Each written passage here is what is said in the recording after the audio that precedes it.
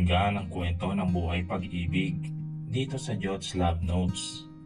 Tito Jots nga pala ang inyong lingkod. Huwag kalimutan na i-follow para naman updated ka sa mga kwento na iyong mapapakinggan. Ang pagpapatuloy ng ating kwento, nanatiling magkayakap kami ni Ivan ngayon. Bago lumayo sa pagkakayakap rito ay binulungan ko ito. I love you. Pulong ko rito. Sandali. Ano sabi mo? Pwede bang pakisabi mo naman ng malakas? Manghang saad ni Ivan ay kinangiti ko. Ang sabi ko, I love you. Mataas na boses na saad ko rito. Talaga? Oo, mahal na mahal din kita, Karina. Ano, handa ka na bang makilala ang aking magulang? Kinakabahan man ako ay tumango ako sa kanya bilang sagot bago nagpatiuna sa kama para mahiga at sumunod naman ito sa akin. Bukas mamimit ko na ang lolo ko at kasabay na rin ang nanay ni Ivan. Sana'y maging maayos ang lahat. Sana maging okay ang lahat. Nakatingin sa kisaming saad ko kay Ivan. Oo naman. Magiging maayos din ang lahat, pero kailangan muna nating magpahinga. Oo nga, mabuti pa nga. Good night. Nakatingin sa kanyang saad ko. Tinampian ako ng halik sa labi at ginantihan ko naman. Umayos na kami ng higa at magkayakap na natulog. Napakasaya ko talaga, lalo na sa piling ni Ivan. Sa mga isipin yun ay hindi ko na namalayan ang lahat at nakatulog na. Ivan's point of view. Nagising ako nang may marinig akong humihilig sa tabi ko. Unti-unti kumiulot ang mga mata ko at nakita si Karina na humihilig pala. Ngayon ko lang nalaman, sa bagay nitong nakaraan lang kami magkasama sa isang kwarto. Pinagmasdan ko ito habang natutulog. Litaw ang kagandahan nito. Wala ito ni anuman sa mukha. Natural beauty ang meron siya, kahit walang makeup. Litaw na litaw ang kagandahan nito. Hinawi ko ang buhok nito sa mukha at hinalikan ito sa noo. Nagpapasalamat ako sa nangyari sa lahat ng ito, na siya ang magiging ina ng mga anak ko. Matagal ko itong idinadalangin at ngayon ay binigay na talaga sa akin. Ang isang magandang diwata na ngayon ay mahimbing ang tulog. Lihim ako napangiti nang biglang may kumatok sa pinto. Nagtaka ako, bakit ang aga? Kaya naisipan ko na sipatin ang oras sa relo ko. Alas 5 na pala at saka nagtungo ako sa pintuan. Pinagbuksan ko yon at nakita ang kambal ni Karina na si Sharina at ang boyfriend nitong si Kian. Nakabihis ang mga ito, tila handa nang umalis. Oh, saan kayo pupunta? Nagtataka akong tanong sa mga ito. Ivan, lasing ka ba kagabi? Nakalimutan niyo na yata yung usapan natin na ngayon ang flight natin pabalik sa Pilipinas.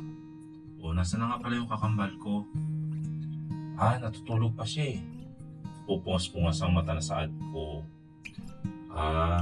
Himbing na himbing sa tulog ang kambal ko Ang mabuti pagisingin muna ang kapatid ko at maliligtas tayong lahat. Sa labas na lang kami maghihintay ni Kian Uy, bilisan nyo. Sabi ni Sharina na ikinantang upo. Umalis ka agad dito sa harap ko at naglakad na papalayo. Isinara ko ang pinto at pumunta sa higaan para gisingin na si Karina na humihilig pa. Babe, gising na. Malilate tayo sa flight natin. Pabulong na saad ko rito habang dahan-dahan itong kinurot sa pisngi. Ungol nito na palatandaan na gising na. Gising na at malilate na tayo. Pabulong ko pa rin sa dito. Flight? Late? Bakit malilate? Late na ba tayo? Pabulas na saad nito ni kinagulat ko. Kinabahan naman ako sa'yo. Pero hindi pa naman. Maliko ka na at susunod na ako sa'yo. Sabi ko rito. Tumiyo naman ito pero bago pa ito tuluyang makatayo ay sinigit ko nito ng halik na. Bakas naman sa mukha nito ang pagsang-ayon at hindi na siya tumutol pa. Pinakawalan ko ng mga labing to kaya nagtuloy-tuloy na ito sa CR para maligo. Kaya ako naman ay naghintay lang hanggang sa matapos siya. Wala pang 20 minutes ay nakita ko na itong lumabas sa CR na nakabihis na. Oh, natulala ka na dyan. Bilisan mo na. Baka nagagalit na yung kapatid ko at malili tayo sa flight. Saat nito na kinagising ng diwa ko at ngumiti rito. Oo, paano ba naman? 20 minutes lang, tapos ka na agad. Akala ko aabot ka pa ng kalahating oras eh. Pero pag ako, 10 minutes lang, tapos na. Pagmamalaki sa sariling saad ko rito. O siya, sige na, bilisan mo nang maligo at naku, may iwan talaga kita. Tumayo ako at hinarap ito. Inamoy-amoy ko pa ang bango nito. Bilisan mo na. Naiinis na taboy nito sa akin. Huwag ka na magalit. Baka makasama sa baby natin. Pahabol na saad ko rito bago pumasok sa CR para maligo na. Naligo na ako, nagsabon at nagshampoo. Pagkatapos ay inayos na ang sarili. May dala na akong damit kaya nagbihis kaagad ako. American suit ang suot ko. Pagkalabas ko ay nakakita ko na si Karina na nasa tapat ng salamin at nagsusuklay pa. Oh, ako pa pala ang nauna sa atin eh. Nagsusuklay ka pa, hindi ka pa tapos? Nakangiti kong sabi rito.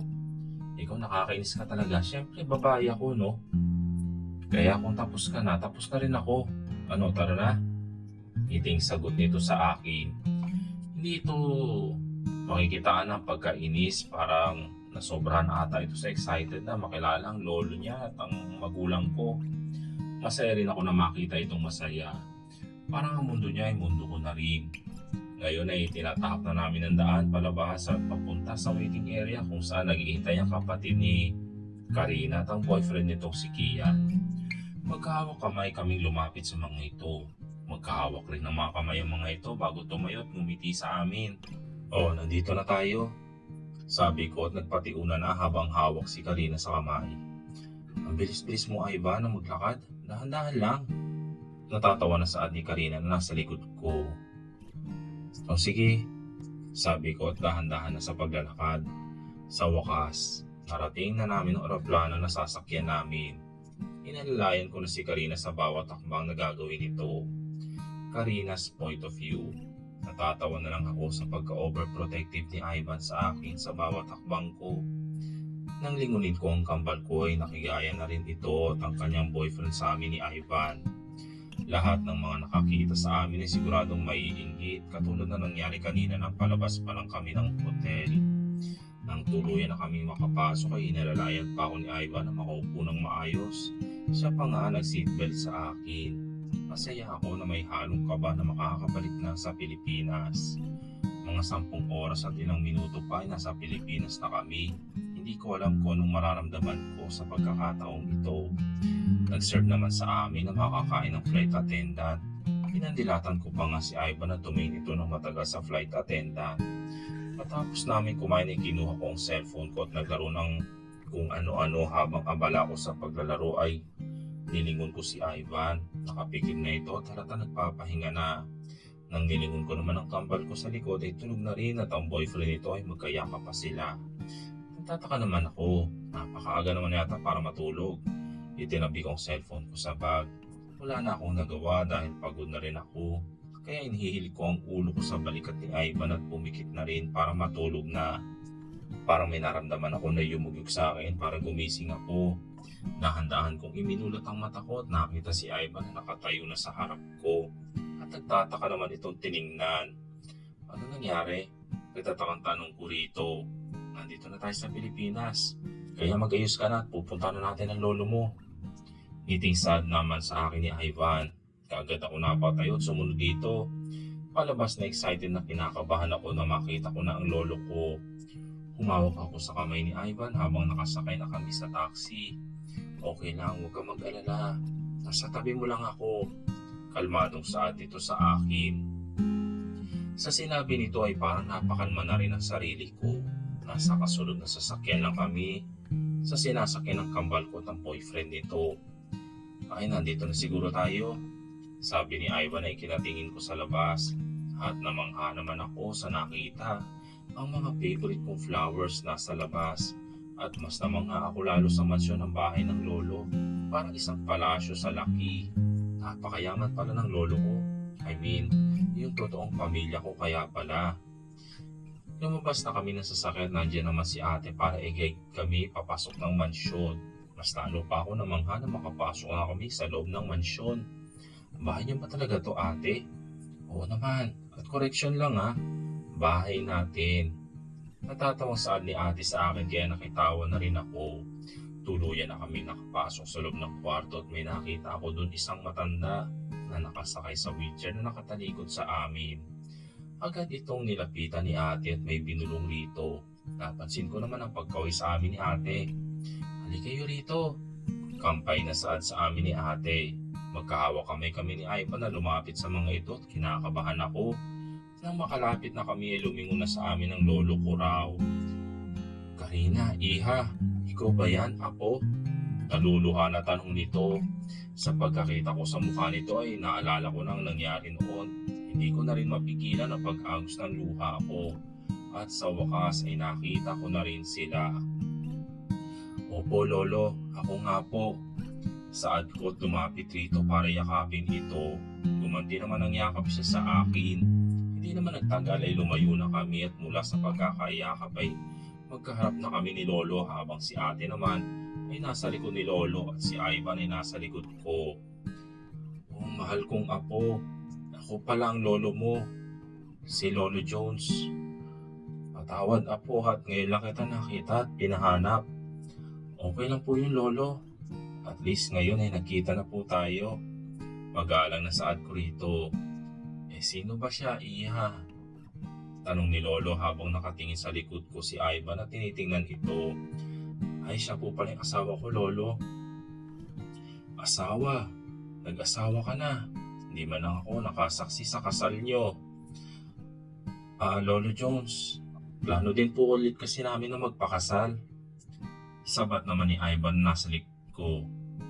Ay, tama po lolo. O siya, sige, pero kumain na ba kayo? O may kailangan pa ba kayo? Wala na po lolo Jones. Iha, pwede ko ba makita yung tattoo mo, yung butterfly? Saad ni lolo na lingunin ko si Ivan, kita sa mukha nito ang pagkagulat. Bakit ganun ang reaksyon niya? Wala namang problema. Sabi po kasi ni Uncle na huwag kang mag-alala iha. Ligtas tayo rito at nadakip na yung mga gustong kumuha sa'yo. Kaya pwede pang makita ni lolo yung tattoo mo. Dito na lang ako napatango at kumuha ng tissue sa bag ko at pinahira ng bandang tainga ko. Nilagyan ko ng makeup at para hindi makita ngayon ang gusto makita ni lolo. Matapos kong pahiran ay iniharap ko yun kay lolo. Kita ko naman ang tuwa sa mukha nito. Ikaw nga talaga ang apo ko. Yung tattoo mo na yan, iha. Kami na mga magulang mo nag-isip niyan. At pati na rin tong tattoo sa kambal mo. Paliwanag ni lolo. Talaga po? So ikaw pala talaga, Karina. It's Rina, hindi ba? Naalala mo ba nung niligtas mo ko mula doon sa pagsabog ng kotse? Singib ni Ivan sa usapan namin. Pagtatako naman itong nilingon at pilit kong inaalala ko ano ba sinasabi ni Ivan pero hindi ko na maalala. Ano ba sinasabi mo, Ivan? Pagtatakang tanong ko rito. Nung 10 taong gulang pa lang ako at ikaw naman ay 8, niligtas mo ko noon. Ikaw ang tagapagligtas ko. Ikaw yung matagal ko nang hinahanap. Naku, sa wakas, tama ang hinala ko. Kaso ayaw mo kasi ipakita yung tattoo mo sa akin eh. Dito na parang nag-flashback sa akin na nangyari mula sa pagkakaligtas. Oo. Abala lang ako noon sa paglalaro na makita ko ang isang sasakyan na umuusok na at ang batang lalaki na gusto pa rin lumapit sa pagsabog na sa kotse. Agad ko itong nilapitan at hinila palayo. Ikaw pala yun? Ikaw pala talaga yung niligtas ko. Oo, naalala ko na. Saad ko at kagad na tumayo para yakapin ito. Makakahabol pa ba ako? Sabay-sabay kaming napalingon sa sumigaw na papalapit sa amin. Nagtataka naman ako kung sino yun. Tiningnan ko si Ivan. Tuwang-tuwa naman ito at kagad na niyakap ang babae. Maya-maya pa hinarap ako ng babae. Napatras naman ako ng konti. So ikaw yun. Matinis na boses na saad ng babae. Ivan, bakit ngayon mo lang pinakilala sa akin eh? Ang tagal nyo na palang may relasyon. At Iha, alam mo ba, ang ganda mo. Gusto kita para kay Ivan. Ay, salamat po, tita. Ako, huwag mo na akong tawaging tita. Tawagin mo na lang akong mami o kaya nanay Inday. Okay na yon. Tanong nito. Ay, siyempre po naman. O siya, may kwarto na nakahanda na para sa inyo, mga bisita ko. Ituring nyo rin na bahay nyo rin ito. Sabi ni Lolo Jones na nasa likod ko. Sabay-sabay kaming napalingon dito at napangiti ng malapad. Salamat po, Lolo. Salamat po, sabi ni Nanay Inday. Nagpasalamat din si Ivan. Malapad din ang ngiti sa amin ni Lolo at sinenyasan nito si Sharina na kambal ko na magsalita. Tumindig naman ang maayos ng kapatid ko tumarap sa amin. Una sa lahat ay gusto po sabihin ni Lolo na kung okay lang po ba sa inyo na dito na kayo tumira. At para sa iyo naman, Ivan, kung gusto mo naman na hawakan ng isa sa mga ospital ni Lolo, ibibigay niya sa iyo. At lastly, para naman sa magandang kambal ko, gusto ni Lolo na dito ka na at pwede mo naman ayain ang mga nag-alaga sa iyo at ituring kang tunay na anak. Mahabang paliwanag ni ate. Umiti naman ako ng todo at nagpasalamat. Ganon din ang ginawa nila Ivan. Pinaliwanag sa amin ni Lolo na siya ang nagpunta sa nanay Inday ni Ivan sa mansyon para sabay-sabay na kaming lahat magkita. Nawala na ang kaba ko at makita ko na si Lolo kanina at dumagdag pa rito ang pagiging likas na mabait. Nagpaalam na kami rito at nagpahinga muna para handa na sa bukas. Sinang-ayuna naman ni Lolo iyon. Niyakap ko muna ito bago niya kami pinadala sa kanya-kanyang kwarto. Ipinalam ko na sa kanila lahat lalo na kay Lolo Jones na buntis ako. Tuwang-tuwa naman sila sa sinabi ko at ipinalam. Maging si Ivan ay parang gusto na akong buhatin. Magkasama kami ni Ivan sa iisang room. Samantalang si Nanay Inday ay tumulong sa mga nagtatrabaho sa kusina. Nahihiya daw kasi siya. Nung nasa loob na kami ng room namin ni Ivan ay kaagad ako nahiga sa kama at tumabi si Ivan sa akin. Karina, mahal na mahal kita. Ikaw din, Ivan. Mahal na mahal din kita. Hinanap mo pala talaga ako. Nagmulat ito ng mata at humarap sa akin at niyakap ako. Oo naman. Pinangako ko sa sarili ko na ang pakakasalan ko ay ang babae na nagligtas sa akin noon. Na hindi ko nga akalain na ikaw pala yun. Ay, swerte mo naman pala sa akin eh. Natatawa kong saad at kinurot ito sa pisngi. Aray, oo naman. Ito na talaga ang pinakamasayang araw sa buhay ko. Buo na ang pamilya ko. Dan nagpapasalamat ako na masaya na rin sila na mama at papa roon sa langit. Kasi magkasama na sila at maayos na rin kami na narito sa lupa. Wala na akong mga pinagsisisihan sa mga nangyari sa buhay ko. At dito po nagtatapos ang ating kwento, mga ka-Jots. Marami pong salamat sa lahat po na sumubaybay at nakinig ng aking kwento dito sa Jots Love Notes. Hanggang sa susunod na bagong kwento ha. Hanggang sa muli. Paalam.